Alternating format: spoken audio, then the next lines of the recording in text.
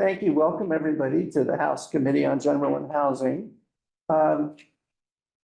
Today is our public hearing on PR, which is actually proposal, although many think it's proposition 3.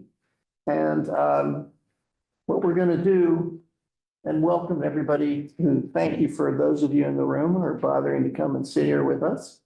And welcome to all those who are listening in on Zoom. What we're going to do is we've had 13 of you who have asked to testify. And basically, we're going to give 3 minutes each person to testify. Please try to stay within the 3 minutes. There is a timer. And at the end of the time, in fact, is there a warning? It changes color at 30 seconds. Changes color at 30 seconds to help you out. If you feel like, gee, I have more to say than that, please do submit your testimony to us in writing. And the fact that you're talking here, and come on in, Mary. The fact that we're live. So the fact that you are testifying orally doesn't mean you can't submit stuff in writing. So if you want to submit your exact testimony in writing to us, you can. And if you want to submit more, you can do that too, and we'll read it. So again, really, I thank you all for coming out. I know one of you in the audience is from my town of Calais, and somehow is not got off work today to come here. So what I'm going to do is start right away. Is Emma here? Is she online? No. Yes. Oh, she is? Oh, there she is. I let you. Okay, I'm going to do that, yeah. All right, so what I'm going to do is ask the committee that's here to introduce itself, go around and introduce themselves to both to you folks in the room and those online. You want to start down there? Hi, Rep. Leonora Dodge. I represent part of the city of Essex Junction and part of the town of Essex. I am Tom Charlton. I represent Athens, Chester, Grafton, and Wyndham. I'm Debbie Dolgan. I represent St. Johnsbury, Concord, and Kirby. Good afternoon. I'm Ashley Bartley. I represent Fairfax and the majority of Georgia. And I'm Mark Mahaly, and I represent the towns of Calais, Plainfield, and Marshfield. Emily Krosnow, Chittenden 9, South Burlington. Sadia Lamont, Lamoille, Washington District, Morristown, Elmore, Worcester, Woodbury, and a small part of Stowe. I'm Mary Howard, and I represent Rutland City District 6. Hi, I'm Elizabeth Burrows, and I represent Windsor 1, which is Heartland, West Windsor, and Windsor. Good afternoon, I'm Gal Pezzo. I represent Chittenden 20, Colchester. And so when I call you, you can actually, Emma's online, and there will be some others online, but those of you who are in the room, come on up, sit down in the chair and tell us your name and tell us what you have to say. So our first witness is Emma Mulvaney-Stanek, who is mayor of the city of Burlington. Emma, can you hear us? I can hear you. Can you hear me? Yeah. Yes, clear as bell, you're on. And do you want to turn the video function on to allow me to do video, or would you rather do this audio? No, we'd love to see you. I'm here, so if I can get that permission, I would love to join you. There we go. Does Emma have permission to appear? Yep, here I am. There we go. Here I am. Okay, Emma, you're here. We see you. Hello, former colleagues. Thank you very much for the time to testify today. Hold on one second. I just need to move you over. I am grateful to testify this afternoon in support of Proposition 3. I am the mayor of Burlington, Emma Mulvaney-Stanek, for your record.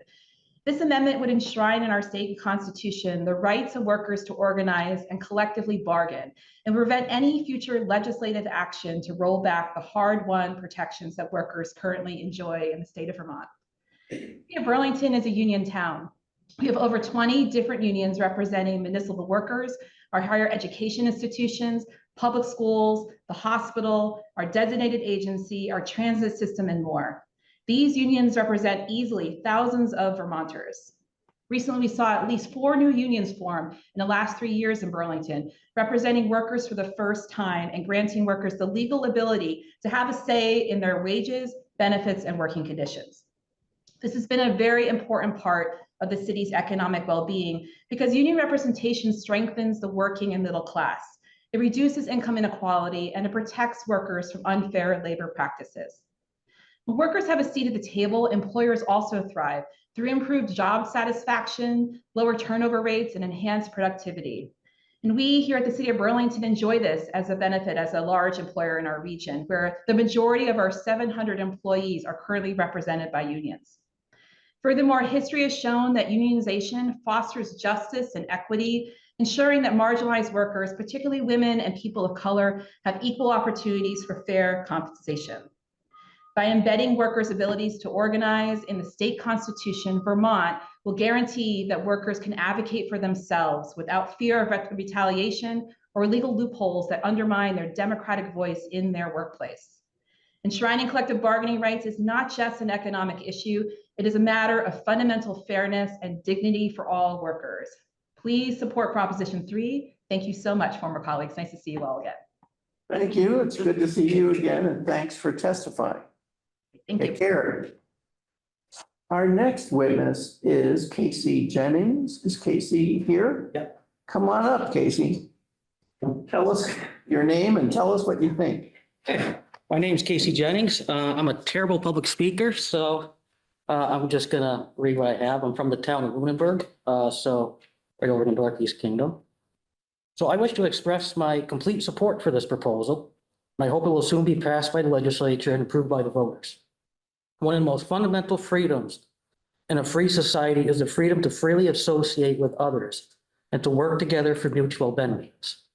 This is what collective bargaining represents. And yet it has throughout our nation's young history been subject to constant attacks by those who fear the help, as some may consider us, demanding the little bit of respect we may ask for. I want to say my only complaint about this proposal is that it does not go nearly far enough. Under current law, employees wishing to form a union must essentially make themselves targets of their employers, often big corporations. And these corporations often feel empowered to trample on what protections the law provides against retaliation. I myself spoke up this winter, and we don't have a union, but working at a ski resort because of dangerous working conditions in which employees were left outside alone with limited or no opportunity to warm up or eat their lunches or use the bathroom. I suffered a repetitive motion injury to my back. And I filed a complaint with VOSHA. This happened because they basically peer agreed they wanted to cut from 2 people working chairlifts down to 1, which didn't really save much money. I filed a VOSHA complaint, but it took considerable time to deal with it because there's no specific state regulation on cold weather or the other issues. I just want to say that a bill currently before the committee, H348, would help address those problems I faced. I have been retaliated against. I've been treated quite poorly by management because of my unwillingness to be treated so poorly. And this is the big problem I see is that if you try to form a union or you try to work together to improve your working conditions, you're basically a target. You're making yourself a target. What I would like to see is actually some sort of law or even an amendment to the Constitution that says large employers will actually have periodic mandatory elections. So instead of having to form a petition and make yourself a target, just have it as a regular occurrence every so often for large corporations. That's where I see the biggest problem. And that will really help the situation. In general, I have a lot more to say, but I'm running out of time. So I'll just summarize pretty quick here. I think this is a good direction to go. I'm watching other states like Florida even repeal child labor laws. So I'm glad Vermont's going in a better direction. Well, thank you, Casey. Thank you so much. Thank you. You've been very clear. Yeah. Thank you for coming. Yeah, thank you for your time. Thank you. Our next witness is Finn Yarbrough. Is Finn here? Yeah. Finn, come on up. Good afternoon, Chairman Mahoney, excuse me, esteemed members of the committee. Thank you all for having me. Thank you for your attention to Proposition 3. My name is Finn. I'm a nurse at Porter, which is a critical access hospital in Middlebury. In rural emergency medicine, we have the privilege of meeting and treating people from all walks, all stages of life, from the cradle to the grave. And when people recognize me, if they ask if they know me from somewhere, I like to tell them, maybe everybody meets me eventually. And they usually say something like, well, no offense, but I hope I don't. But they will. I started volunteering in the ambulance 9 years ago. I've since worked in the trauma center in Burlington throughout the pandemic, as well as in the neonatal ICU, where I was holding the smallest, tiniest Vermonters that I've ever seen. And now I serve as the vice president of nurses at our hospitals union. I work in the emergency room there, sort of picking up the pieces and putting people back together again when they fall apart. Being part of a collective bargaining unit has provided me with the peace of mind that comes with job security, which is absolutely vital in my primary role as a husband and father. And collective bargaining also means that we all use the same rule book, which is our contract. It ensures even-handedness in dealing with disciplinary issues, promotions, contract disputes, hiring and firing. But the effect of collective bargaining goes beyond moderating the relationship between employers and employees.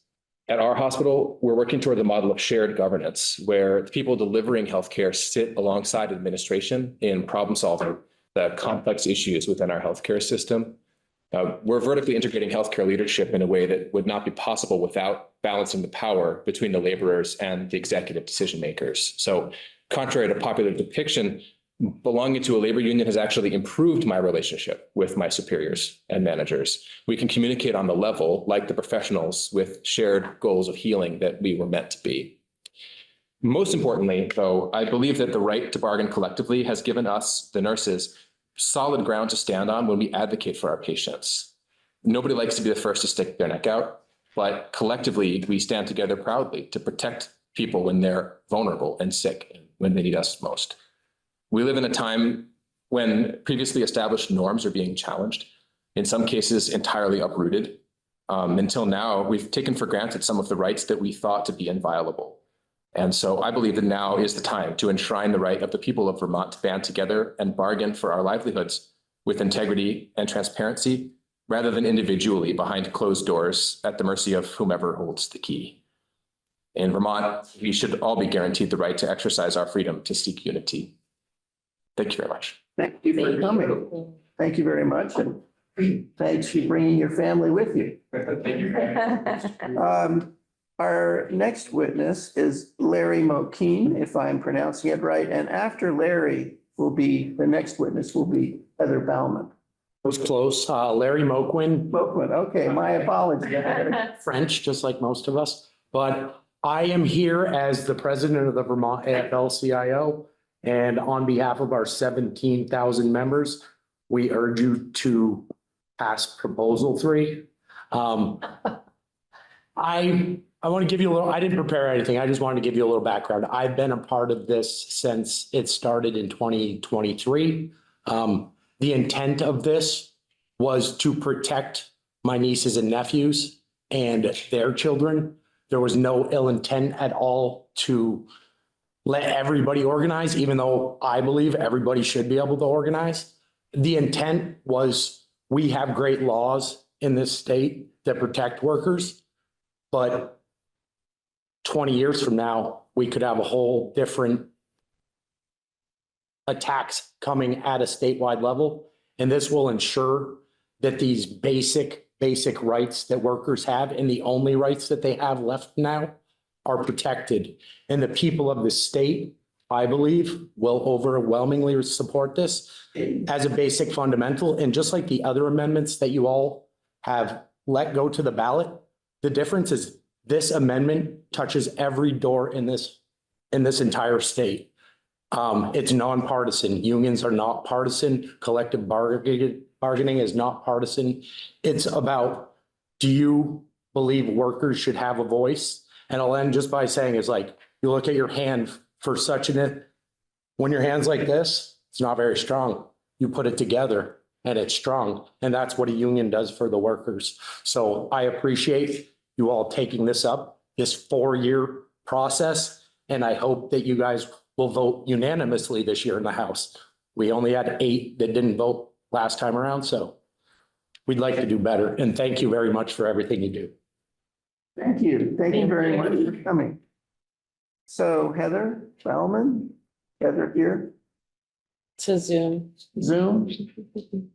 Is Heather on Zoom while we're waiting?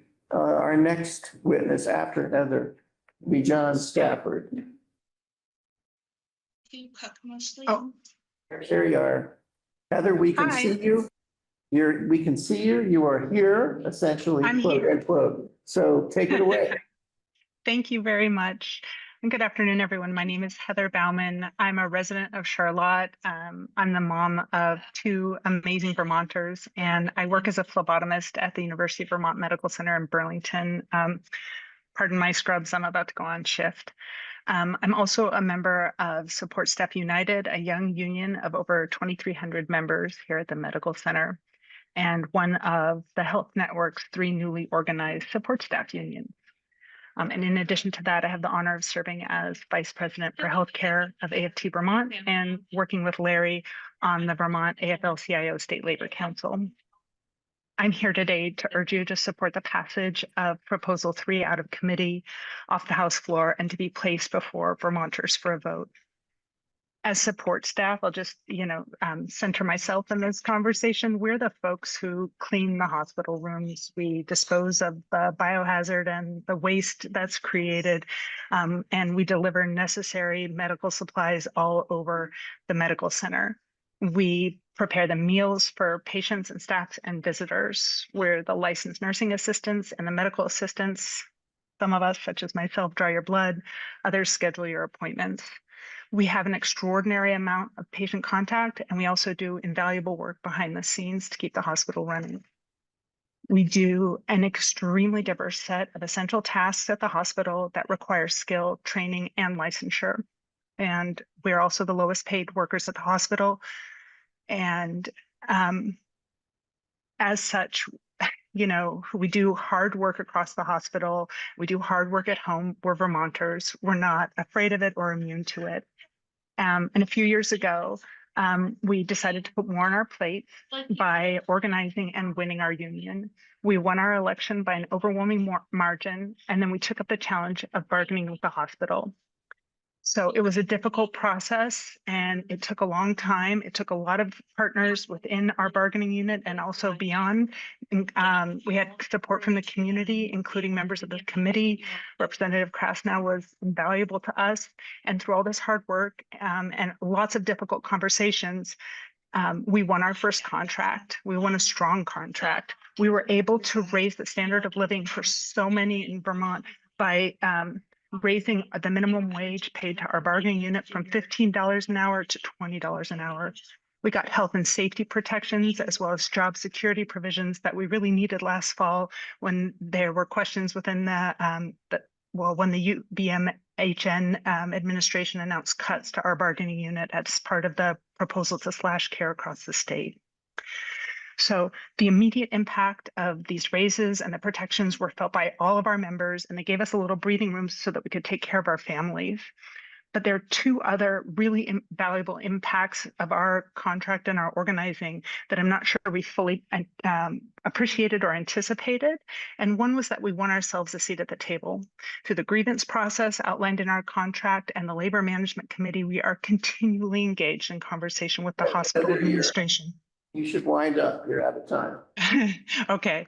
I just want to say that the process of organizing and winning our first CBA was very difficult. We had conversations that we're all familiar with, from, PTO meetings to town meeting day to holiday tables, but these conversations are important and we're strengthened by them.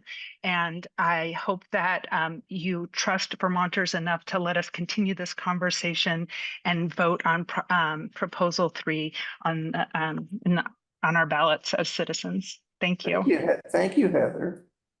Thank you very much. Thank you. Our next witness is John Stafford. And after John will be David Straffenberger. Is David here? Good. John. Good afternoon. I'm a road crew member for the town of Calais. I don't know if anybody remembers, but at one point in time, our select board and everybody just left and we were actually left alone. And nobody knew who to ask about anything, basically, and we just started to form a union. And I believe that when we got to talk to the select board, when we negotiated our first contract, we let them know what we were doing and how we did it, and they let us know what they were doing and how they did it. And I think that our union negotiations brought us closer together, more as a unit than in opposition to each other. So we're asking that, you put this into the election for the people to vote on this, just so that we're always guaranteed that opportunity to be at a table and talk things out and just try to get a better workplace and a better work-family relationship so we can minimize, time at work and time with the families. Thank you.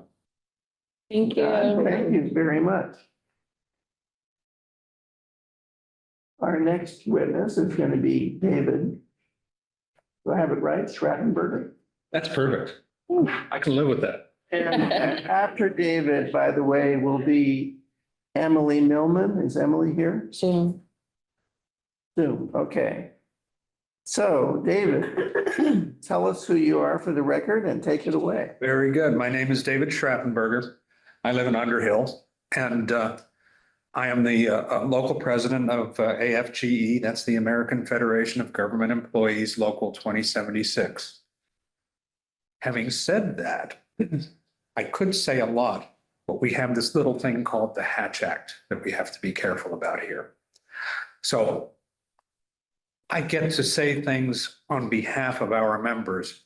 And the first thing I want to say is, let's pass this unanimously, because the state needs it. The state can lead with this. And it speaks to holding people accountable for their actions. And one of the things I could mention, were I so inclined, is that it might be nice to put some fine print on this that says maybe the federal government should have to ask for waivers for some of the things that they do that might violate this potential amendment. And I just happen to think that our esteemed Attorney General might be able to make use of that, or her successors. And I think it would be a very, very beneficial way for us to move forward and to continue to hold the federal government accountable. We used to have a balance between the branches of government, and that seems to be a little off. I'm just, speaking for myself as a private citizen here. But what has happened is that the states have become another balancing tool, and it's being very effective. And this would be another tool in our toolbox to make sure that things stay on track and we get the democracy that we all grew up with. Thank you. Thank you very much, David. Appreciate it. You bet.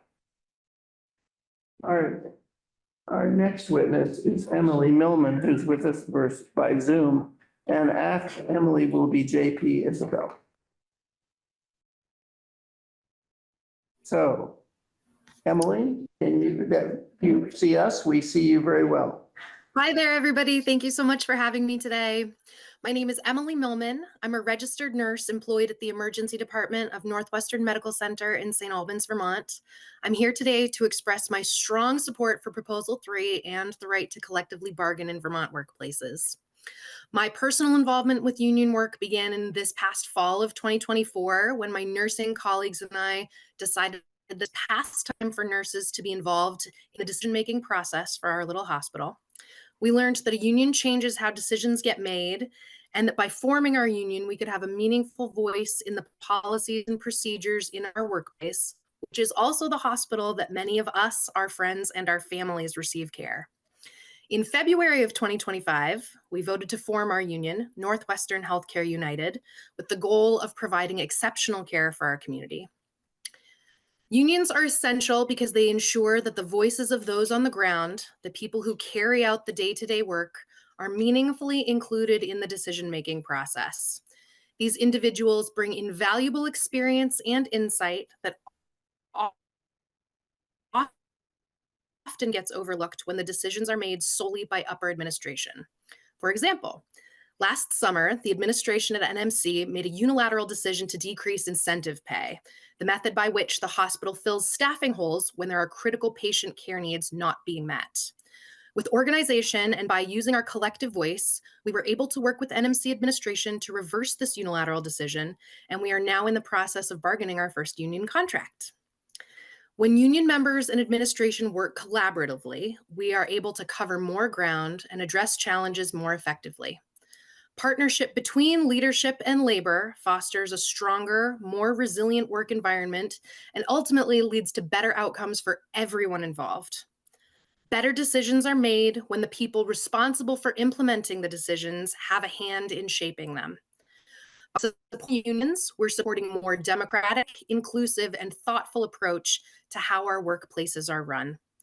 I urge all of you to continue standing with working Vermonters by supporting policies that strengthen and protect the role of unions in our state. Please support Proposal 3 and workers' rights to collectively bargain. Thank you. Emily, thank you so much for taking time out of your day to be with us. Our next witness is JP Isabel, and after JP will be Dan Tinney, who's here in person. Dan, are you with us? Yeah. Okay. So JP, for the record. Hello, everybody. What do you want to say? Sure. My name is JP Isabel, and I live in Barrytown, Vermont. While I currently work for the AFL-CIO, I'm here in my private capacity to urge you to support Proposal 3 and send it to the voters in November of 2026. I grew up in Vermont, attended college and law school here, and worked for the state for over 12 years. I was a member of the VSEA and sat on the contract bargaining team and on the state employees retirement board. As a son of an immigrant, I am living proof of the economic opportunity that unions can create.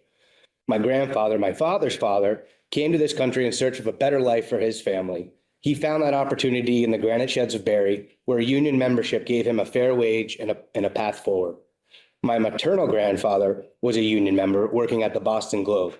That job allowed him to support raising his 8 children. And after raising those 8 children, my grandmother was able to start her own career in a union job, one that provided her with a living wage, security, and the dignity of a stable retirement. Because of the foundation that they built, my aunts, my uncles, my cousins, and I have all benefited from those opportunities that unions made possible. That kind of steady progress, generation to generation, would have been far more difficult, if not impossible, without the protections that unions provide. The rights that Proposal 3 would enshrine in the Vermont Constitution are the very rights under attack in DC and in states across the country. Just next door, New Hampshire debates these rights every 2 years. I'm proud that Vermont is taking a different path, choosing instead to affirm and protect workers' rights. Vermonters have shown time and again that they stand with working people, and I look forward to seeing Proposal 3 on the general election ballot in 2026. Thanks. Thank you very much for your story as well as your testimony. Don Tinney is next, and after Don will be Martin Gill, who is testifying in person. Martin, are you here? Great. Thank you. Don, take it away. Thank you. Thank you. Good afternoon. I'm Don Tinney from South Hero, a high school English teacher who is proud to be the elected president of Vermont NEA, the state's largest union. And at 175 years old, our union is one of the oldest labor organizations in the country. I'm here today to lend our support to Proposal 3, an amendment to Vermont's Constitution that will enshrine collective bargaining rights for all Vermonters. As you know, this measure passed unanimously in the Senate, making the upcoming House vote crucial to put Proposal 3 before Vermont's voters in 2026. I am here to urge this committee and the entire House to follow suit and lend its overwhelming unanimous support to a measure that will forever make Vermont a haven for workers' rights. For half a century, school employees have had the right to organize, form unions, and collectively bargain. It's been a part of Vermont law since then, and it has allowed generations of educators to be the best at what we do. Before collective bargaining, As my mom, a longtime educator, found out firsthand early in her career nearly 55 years ago, employees were subject to the whim of their bosses. What collective bargaining has brought instead are contracts. Contracts that spell out the rules of the road, contracts that ensure equal pay for equal qualifications, contracts that provide benefits and good, healthy working conditions, and contracts that allow workers to do their jobs well. In my field, we know that states where educators have the right to collectively bargain and the pay, working conditions, and benefits that come with it have better academic outcomes for students because our working conditions are the students' learning conditions. And while collective bargaining rights are law in Vermont, we see from Washington that laws can be ignored. The threats from this White House against labor and unions and workers are warning signs that cannot be ignored. I urge this committee and the entire House to overwhelmingly pass Proposal 3 so that Vermont's voters can protect collective bargaining rights for generations to come. Thank you. Thank you so much, Don, Thanks, Don. for testifying. Our next witness is Martin Gill, and after Martin is Danielle Bombardier, who, if I'm saying that correctly, Danielle, who will be attending by Zoom. Martin? I appreciate the opportunity to address this committee regarding Proposal 3. I am originally from Bennington. I live in Danville. I work often in Burlington. My job is as a theatrical stage employee. So my union is IATSE, and we are 919. We were organized in 1983. First local was organized in about 1885. We are currently negotiating several contracts. Several of these are in their 10th iteration and or more. And the right to organize is inviolable. We, need this as a national model that Vermont can provide. If we can unanimously pass this in both House and Senate, we can provide a kind of validation that will strengthen other states in their search to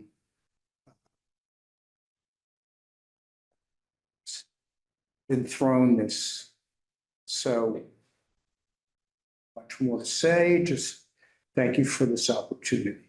Welcome, and thank you very much for taking the time and the effort to come and testify. Danielle Bombardier is our next witness. And after Danielle will be Laura Walker Sewell. Great, okay. Danielle, we can see you. Now we can see you. Can you hear us? Yes, can you hear me? Yes. So please tell us your name for the record and tell us what you want to tell us. Great, thank you. Good afternoon, and thank you for having me. My name is Danielle Bombardier. I was raised in and currently live in Colchester.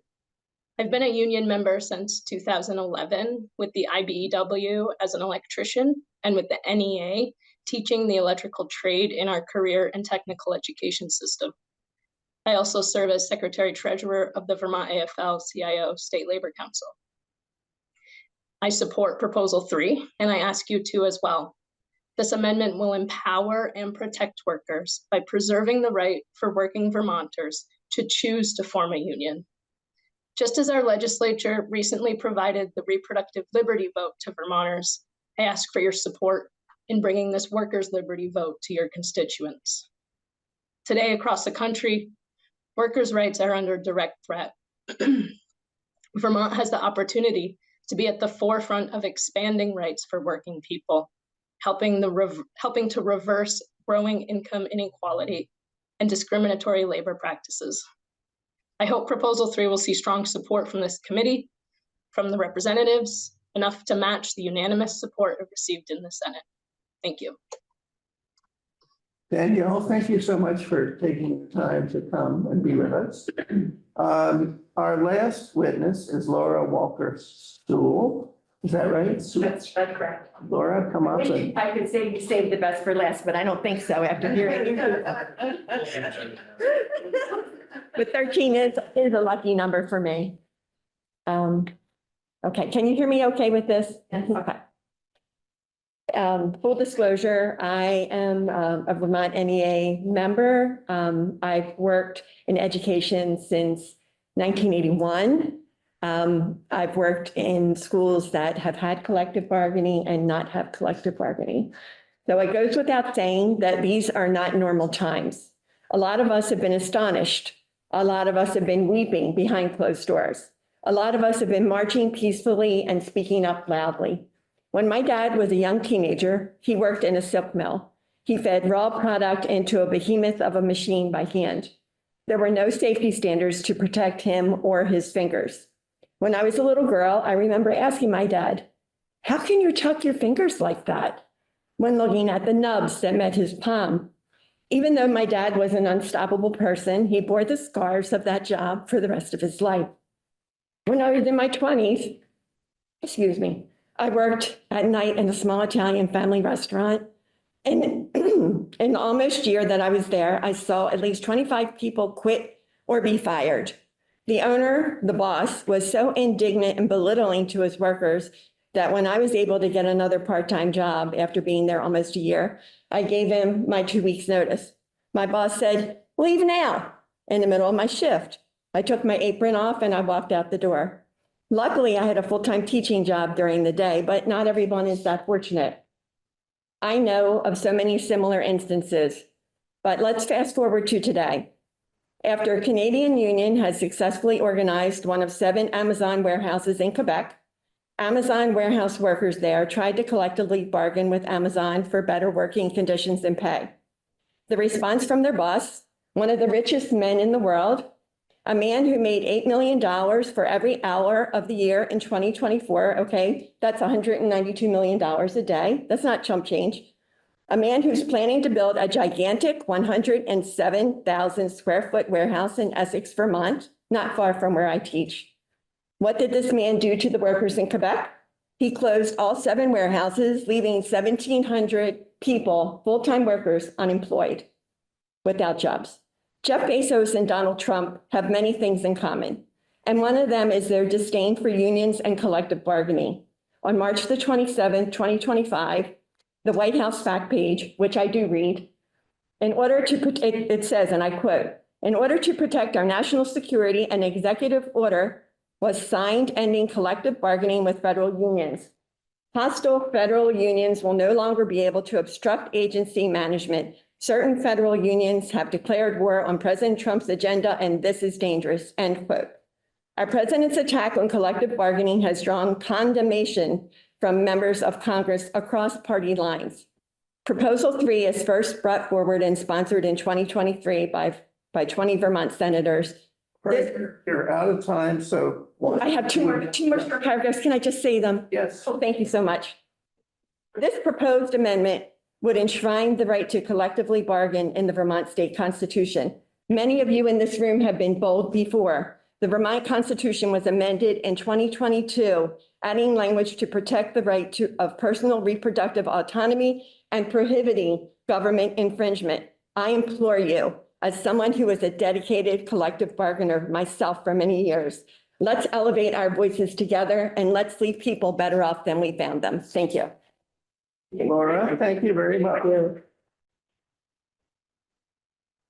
That concludes our hearing. I cannot thank you enough, really, for bothering to leave your jobs, your situation, and come here to talk to us. Don't think for a minute it doesn't make a difference. It does. It really does. So with that, we are going to close this public hearing and adjourn.